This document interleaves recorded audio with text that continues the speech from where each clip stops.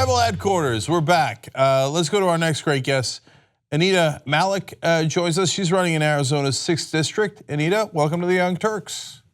Thank you for having me. Great to be here. No problem. Anita, as I'm going through your resume, no joke, working full-time as a COO for a large digital tech company. In fact, you worked for a lot of tech companies. You've got 40 under 40 lists on here. Regular guests on NPR's Tell Me More. And the list goes on and on. So what makes you want to run for office?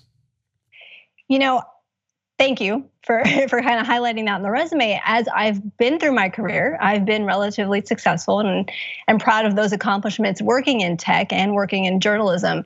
But I noticed something shift for me in my life, which was my father came here to build the American dream. He knew if you followed those rules, you could do that. He built a middle-class lifestyle for our family.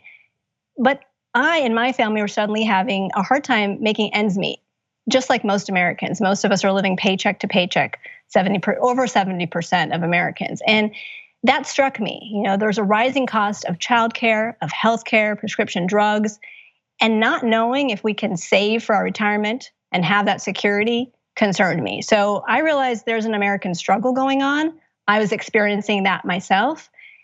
And I felt like change needed to happen, and there was no progress being made, right? Everything seems to be going backwards in the opposite direction. That fear, that concern for my children led me to where we are today. So I want to get to your policies in a second because I don't have them in my notes and I'm curious what they are. And I'm sure the audience is, of course, as well. But first, let's talk about your district a little bit, because your district appears to be very conservative. You're represented by David Schweikert, who is one of the worst Republicans. And he is won by 28 points, 30 points, 24 points. On the other hand, Mitt Romney won by 21 points, but Trump only won by 10 points. So is there a shift going on in that district, or is it just that people found Trump so loathsome?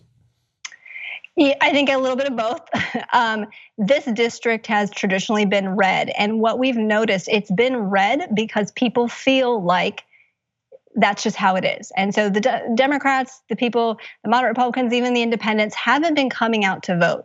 And we are noticing the frustration they have with not only what's happening in DC with the Trump administration, but also with David Schweikert not being available to people. He is not a representative that's accessible. He doesn't hold town halls. He's not there listening to his constituents. And it suddenly has become a safe environment for people to say, you know what, I don't agree with this. This might have always been a conservative district, but we don't all think like this, and we want change. And so we're talking to people across parties and noticing that even the moderate Republicans, they are not happy with David Schweikert. So the sentiment is changing. There is momentum behind us to finally do something in this district, because I think there's enough voices. We just have all been, you know, a little bit complacent that, you know what, you can't change it, it's Arizona. Well, Arizona's a lot more purple than people believe. So Anita, what's your stance then on, let's go through some of the issues on campaign finance reform. So number one, we've got to overturn Citizens United. Campaign finance reform is a primary issue for me, because as you enter this race as a candidate, you know how much money plays a role. And I believe most of our issues that we're facing right now are because the leaders in DC are bought and they're beholden. And if we can't fix this problem, we are going to continue to have these problems with the core issues that are affecting millions of Americans.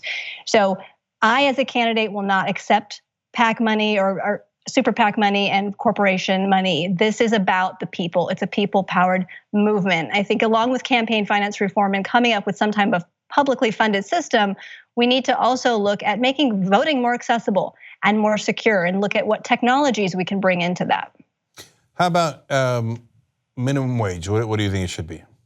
Minimum wage, a minimum of the minimum wage should be 15. I think that's not even enough, but I think, you know, we have to start somewhere with our economy and making sure businesses can support that change.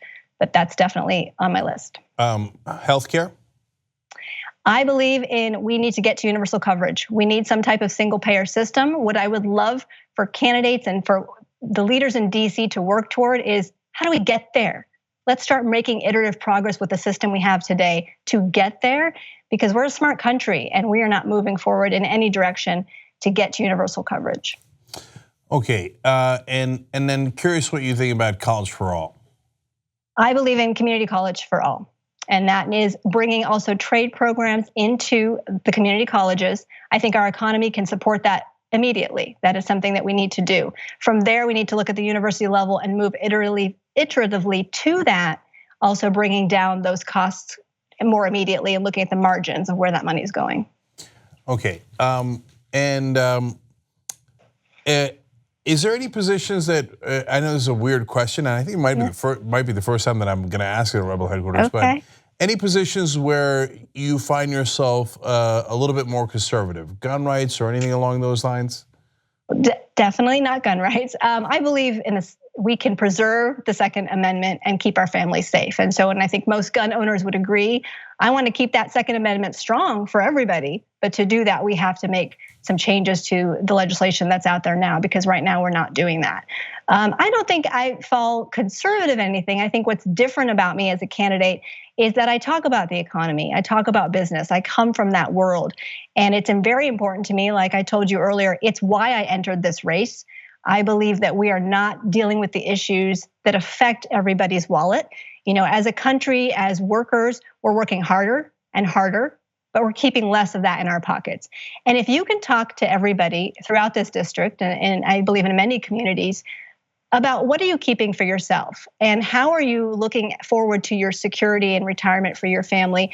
And are you able to enjoy your family today because you have a healthy work-life balance? All those things are things that everybody cares about. And I think that what makes me different is I want to talk about that. And I want to talk about, healthy worker, healthy economy. Tax reform is not necessarily a bad word to me, and I think that makes me a little different. But I want to see tax reform that rewards, let's call it good behavior, that is something that corporations are doing for their community. So if they're going to provide daycare for working moms, let's give them a tax credit. If they're going to guarantee the creation of well-paying jobs, not that all that money is just going to go to automation, then again, let's give them a tax credit. And the list goes on. I mean, if they're going to do wellness programs, stress relief programs, because stress is killing this country because we're working so hard, then I support that. And I think that's what makes me a little bit different. Yeah, and I want the audience to know that they actually did propose an amendment to this particular tax cut where they said that the corporations could only get the tax cuts if they delivered on jobs, and the Republicans voted it down. Right. They said, no, we do not want it attached to jobs, because of course they don't care about that. They just wanted the corporations to get the money. But you were a COO, you were in management, et cetera. So do you believe in trickle-down economics, or do you believe in a different form of economics?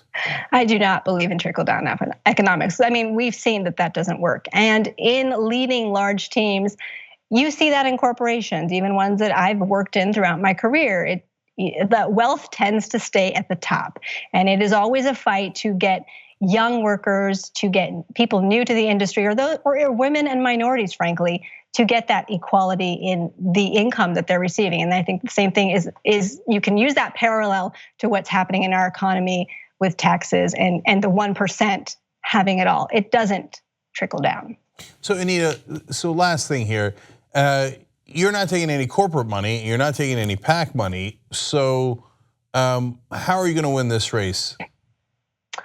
So we are counting on those small donations for people that are really committed to the vote, and I think that adds up. We may not match our competitor dollar for dollar in this race, but I don't think that's important. We've seen trends across the country now that it is not the top fundraiser that wins. And we need to get outside of that old school thinking about that as how you win a race. Money is important, we need it. We're running a lean campaign. We're running a very heavy digital campaign. That's my background. And we're also a people-powered campaign. So we're out there knocking on the doors, having the small coffees and house parties. We do something every day to reach 1 to 15 voters. It doesn't matter to me. We are doing that. And we have amassed a great number of volunteers. And what's so refreshing about those volunteers that are out there helping us knock on those doors, and I'm personally hitting so many myself, is that they're all new to this. They all have, no one's ever done it. They're not the activists. They're on our side too, but these new volunteers that just want to get involved and they just want change. That is the momentum we're seeing here, and that's how we're going to win it. So I want to give people Anita's links here in case you want to help her and you want to be one of those volunteers.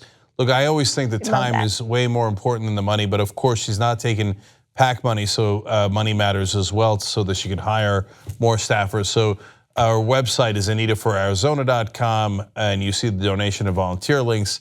I tell you this every time, but don't forget, all the links are in the description box on YouTube and in the comment section on Facebook. Just click on them. If you're in that district, get involved, get involved. And I've seen it happen 1,000 times where volunteers beat people with a lot of money, because it's knocking on doors and it's convincing people, and you know, they don't like corruption as much as you don't like corruption. So that's an easy conversation starter, let alone all the other things that Anita's fighting for. So please check it out. And she's got over 100 volunteers already, but go join her army, okay? Thank you. Thank you, Anita. Really appreciate it. And if you could take down Schweikert, you would do the whole country a favor. We are going to do it. We're ready for the battle, so thank you. All right, wonderful.